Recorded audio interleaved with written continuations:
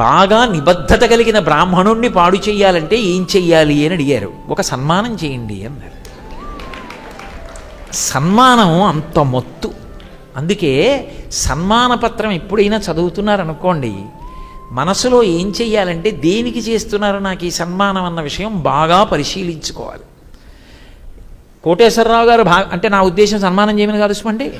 కోటేశ్వరరావు గారు భాగవతం చెప్పారని నాకు సన్మాన పత్రం చదివారనుకోండి, నేను మనస్సులో వింటూ ఉండాలి. అబ్బాయి వద్దండి వద్దండి వద్దండి అనకూడదు, చక్కగా వినాలి. ఏదో చాలా సంతోషంగా వింటున్నట్టు వినాలి. పైకి వింటూ లోపల ఏమనుకోవాలంటే భాగవతం చెప్పాను కాబట్టి ఈ సన్మాన పత్రం నాకు చదివించారు. నా జీవితం గురించి, మా ఆవిడ గురించి, మా పిల్లల గురించి, మా ఇల్లు గురించి చెప్తానంటే ఇందులో 5 కూర్చుంటారా? సన్మాన పత్రం ఇస్తారా? కృష్ణ నీ కథ చెప్తే చూడు ఎంత ఔన్నత్యం పట్టిందో నాకు. కృష్ణ నీ కథ చెప్తే నన్ను తీసుకెళ్ళి ఎక్కడో మహారాజ మందిరం లాంటి గదిలో పెట్టారు. 8 ఆధారులతో అన్నం పంపిస్తున్నారు, కారెక్కించి తీసుకొస్తున్నారు. ఈశ్వర మీ కథ పట్టుకున్నందుకు నాకు ఈ గౌరవం. ఈ గౌరవానికి కారణం మీ కథ.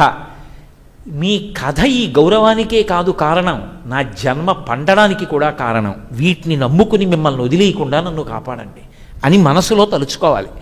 వాళ్ళు గుర్తుపెట్టుకుని బిరుదులు ఇయ్యచ్చు, నాకు మాత్రం ఆ బిరుదులు గుర్తుండకూడదు. మీ పేరు ఏమిటండి అన్నప్పుడు చాగంటి కోటేశ్వరరావు అని చెప్పాలి తప్ప ఆ ముందు 2 నీ చెప్పుకున్నాను అనుకోండి, అంతకన్నా జారిపోవడం ఇంకోటి ఉండదు. వాళ్ళు గుర్తు పెట్టుకున్నారనుకోండి, దాంతో నాకు సంబంధం లేదు.